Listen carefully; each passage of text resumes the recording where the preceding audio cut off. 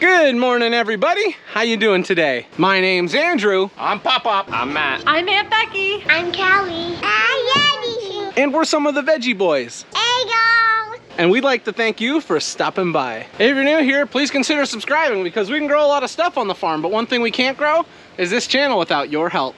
Ready? Ready? Go. Hey!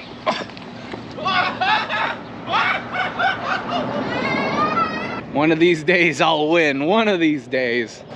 It's so for that, for sure.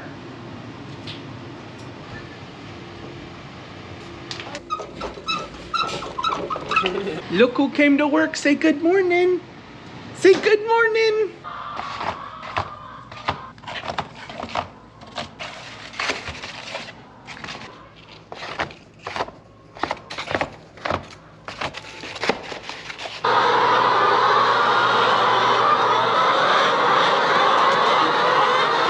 First basket of eggs collected for the day, and it's a beautiful one.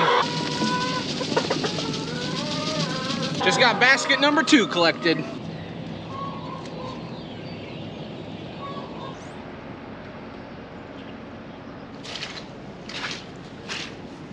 Welcome back, everyone. It's so nice to have you. We're just finishing off with morning chores. We've got the animals fed, and now I'm just checking greenhouses, making sure everything's in ship shape. Now, in our last video, we were working in greenhouse number 5, and we spent quite a bit of time in here. And well, truthfully, we spent even more time, and now look at it. Oh, it's completely full of hanging baskets. Something else that we did was we spent a little bit more time getting some weeds pulled out of here, and it's looking really, really good. Very shortly, we'll be taking those stacks of pallets in the back and laying them along the sides of the greenhouse. That way we have extra room to put plants. In the meantime, we just wanted to get some hanging baskets hung up because every single hanging basket that is hung up is one less that we have to water. And the temperature in here is 68 degrees, so, you know, summertime.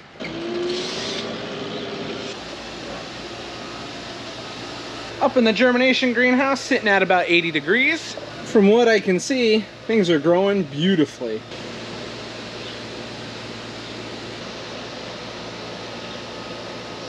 As I'm looking at some of these trays, it's pretty obvious to see that some tomato varieties did better than others when it comes to germination. Some varieties I'm not too happy with. The yellow pear, something must have been wrong with that seed because nothing came up. Our Mr. Stripey tomatoes, they didn't do that well either. There is some there, but not as much as we're going to need. Then these yellow grape, we maybe had 5 or 6 come up. Probably a seed issue again. There's a couple more here that I'm not too excited about, but there are some varieties that did very well for us. These sweet gold tomatoes, I was pleasantly surprised with how the germination rates were on these, and the plants are looking really good.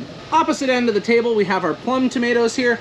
Those are thick. That's a full tray. Then we have these lemon boy. These lemon boy I'm excited to try, and you can see germination rates here were very nice as well. Now we already have moved a few of these trays out because it does get pretty warm in here. And if it gets really, really warm, these tomato plants like to shoot up really tall. They're kind of difficult to transplant. One thing this greenhouse does better than any other greenhouse we have is regulate temperature. And that's why it's our germination greenhouse.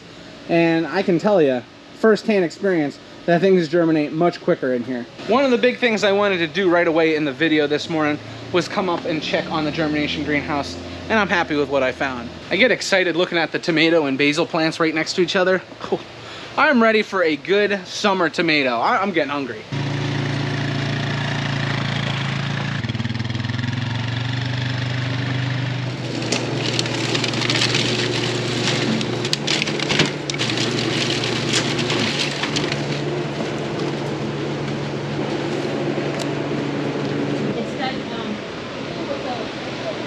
Two seeds in a cell.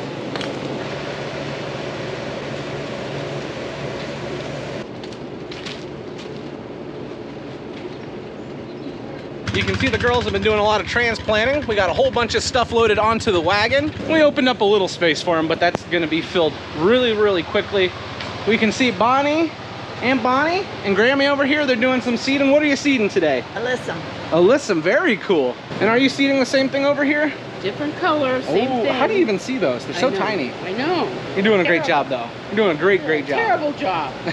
It's time to fix the lunch. I agree, Grammy. I agree, Grammy doesn't want to do this. She wants to make lunch. Oh, great Grammy.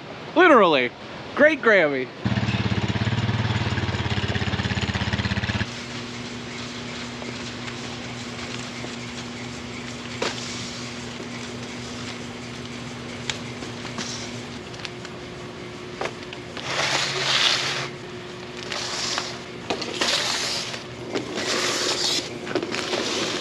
Now, every day seems to be a big planting day for the girls. They've been doing a lot of transplanting and seeding lately, which is super, super helpful to us. Now, the girls are not the only ones that are going to be doing some planting today. We have some perennials that actually need to be planted, which is super, super exciting. And that's where Dad is currently. He's currently grabbing a few of the wagons that we need. When we plant our perennials, we like to put them on the wagons. That way we can move them around easily. If it's a warmer day, we can move them out into the sun. But if it's a cooler day, we can move them into the greenhouses. The perennials that we raise in this local area, they're usually pretty tough, so we don't have to worry about the cool temperatures. But that is a big job we're gonna try and get accomplished today. Getting those perennials put into their new pots. It'll give them more time to grow, and then very, very shortly, people will be taking them home, because where we live in Northeast Pennsylvania, perennials are super popular.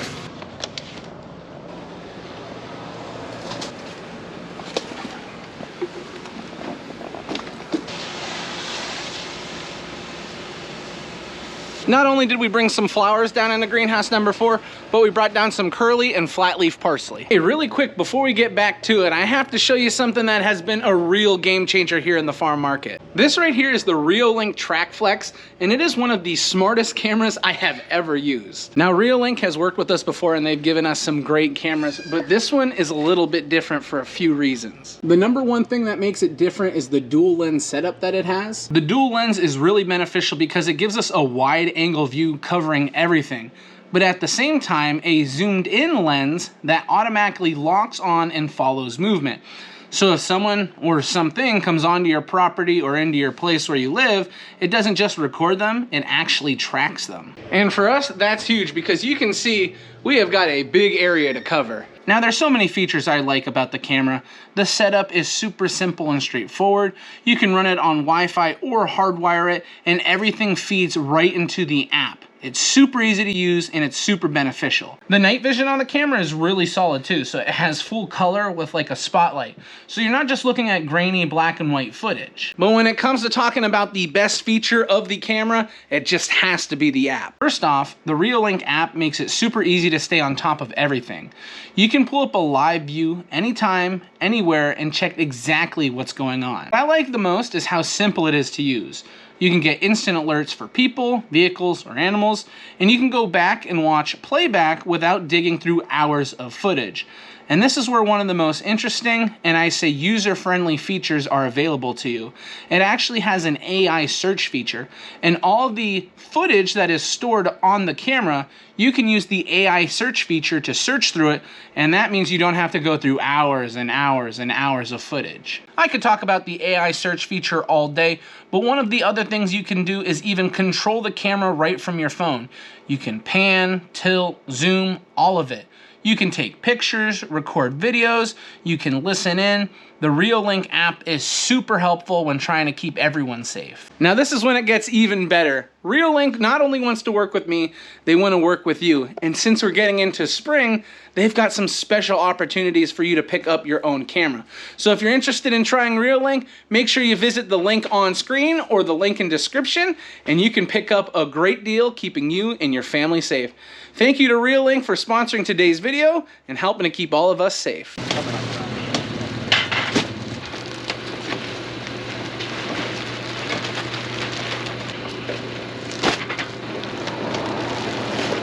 We're just about ready to start planting perennials. We've got a few things going on here. One, we're loading a different type of soil into our mixer today, and there's a good reason for that. The soil we're normally using for our flowers, vegetables, and our hanging basket is that Lamper LMAP. It's a finer soil, and it's more of a peat base. But the stuff that we're using right here, this Pro Mix, is more of a bark-based mix. Another thing that it has that's a little bit different than the other soils that we use is it's got a little more acid in it. It's a little more acidic, and that's more beneficial for a lot of the perennials that we're planting. And the fact that we're using a bark-based is also very important because a lot of what we're gonna be planting today is bare root. And when you're planting bare root, you want to make sure that you have plenty of drainage because it doesn't like to sit in the water. Ooh, that is beautiful. A little show of what some of this stuff looks like. When I say bare root, I mean bare root. To prep for this, we got our pot filling machine all set up, and all we're gonna have to do is fill as many pots as possible and then get to planting.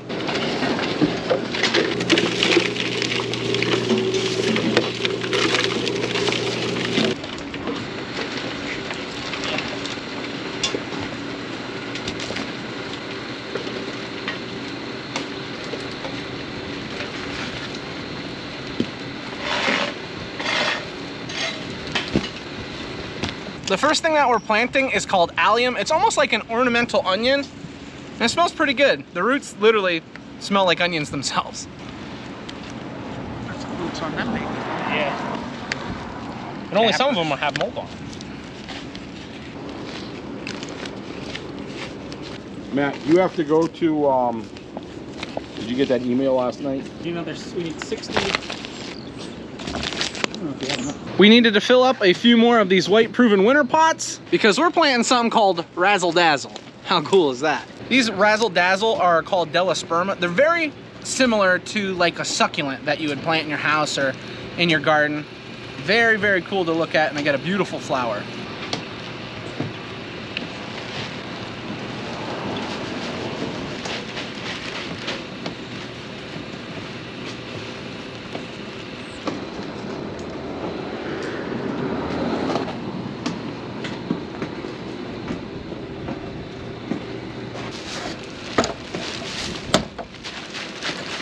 A great nickname for Matthew.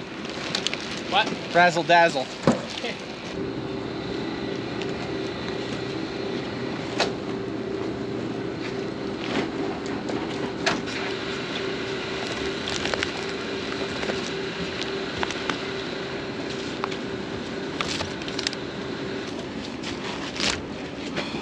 Next on the list is something called Dicentra, or better known as bleeding hearts. Now what's really cool about these bleeding hearts is once you get to the middle of summer where it's really, really hot, these things actually like die back, they go dormant. They look like they completely die, but when it starts to cool off, like once you're getting more into fall, that's when they come back. So a lot of times people can get confused when their bleeding hearts just die off, and that's because they don't really like the heat that much. And depending on where you live, one of these garden favorites can come back for generations. Yeah, believe it or not, these things will come back for a really long time. And that's why they were always one of those old original garden staples. We're all finished off with the proven winter pots. Now we're gonna be moving on to a different type. And this is what they look like. The only problem with them is over the years, they have gotten flimsier and flimsier. Yeah, they can be kind of difficult to use sometimes. There's only one hibiscus come in. No, they came in, Seth came in.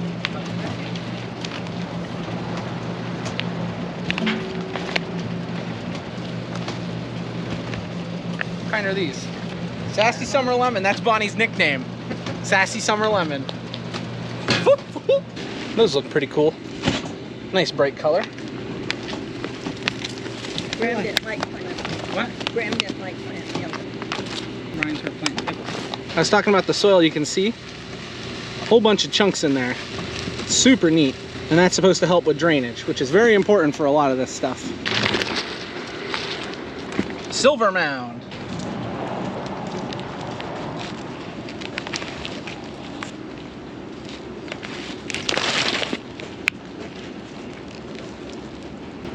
They're ready to grow.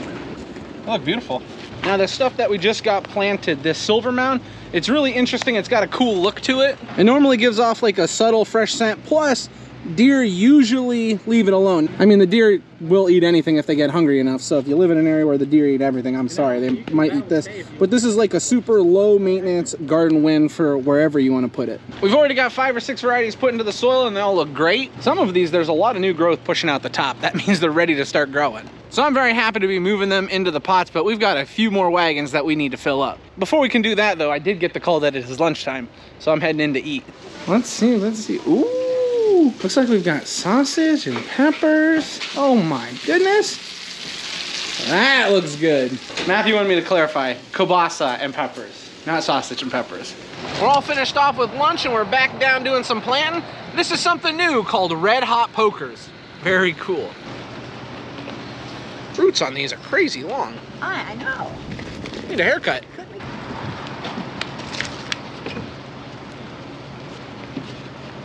Or you got some? Ball. Ah, that's Now we just started working on something really cool. It's called Bubblegum Blast, but it's a bee balm.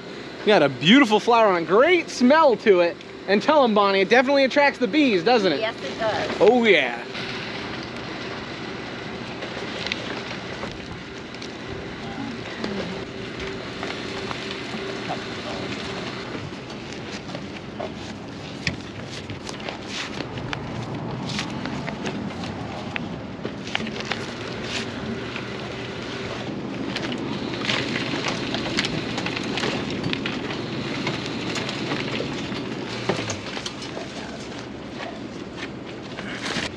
Those are pretty. Just got those planted. Blue Buccaneers. What a name. Finishing up with tagging the last variety that we got on our wagon. And now we've got a full wagon of perennials that only needs time, and then we'll be able to sell them.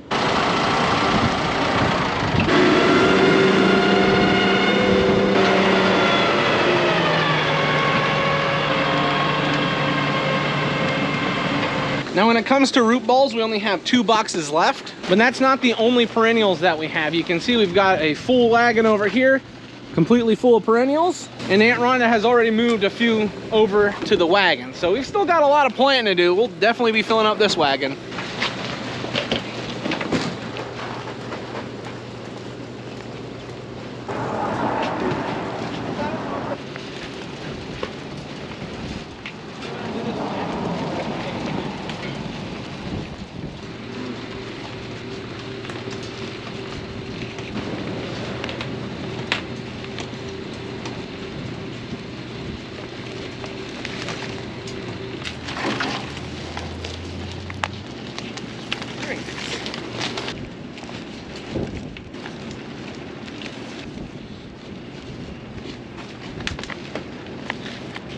Now this is Imperial Gem Lavender.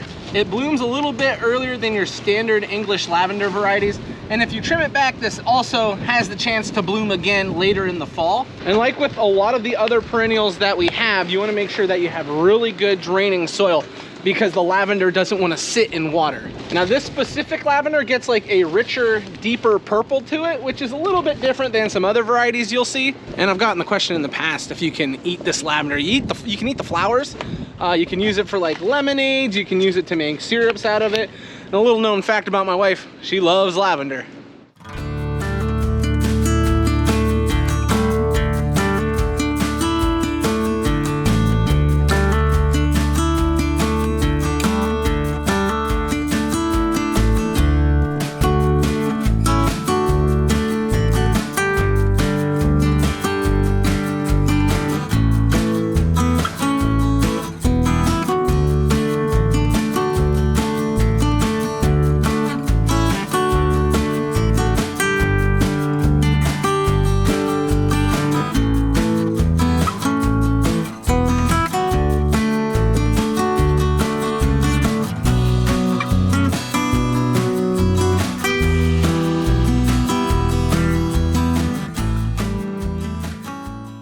We've made a lot of progress with perennials. We've got a lot of them planted.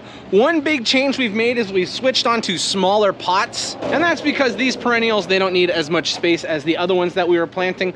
The last thing we really need to take care of is right down here though. These are called clematis. They're like a climbing flower and they are unbelievably beautiful. They can be a little difficult to deal with if they get wrapped around everything, but you can just cut them back every year.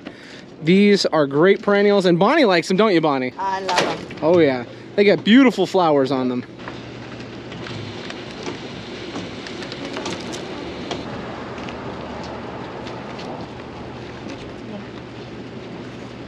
There you go, Callie. Want to put that one in this one?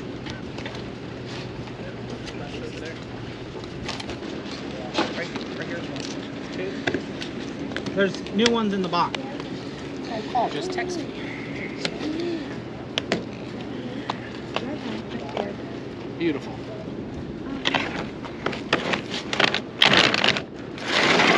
Well, this is our last wagon of perennials all filled up. We do have a little space on the back of the wagon. We're gonna fill that up with some second-year perennials.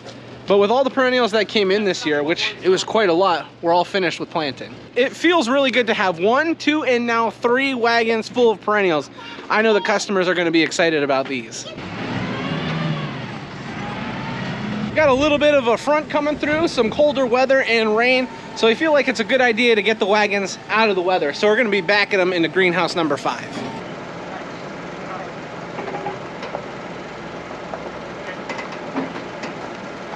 Hey, now straight. Yep, straight down. You're good on top.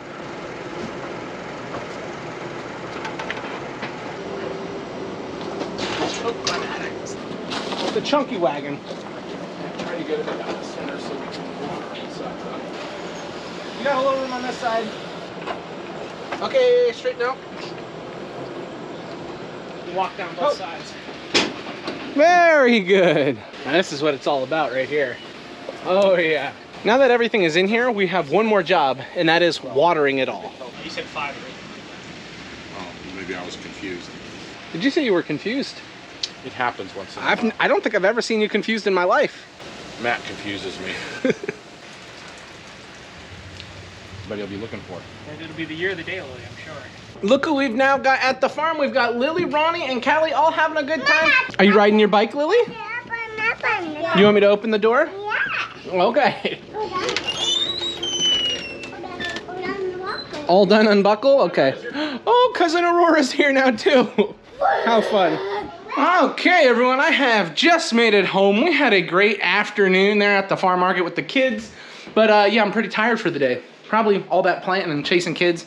It'll do that to you. Now that we're home, we've got some friends coming over. And since friends are coming over, that means pizza for dinner.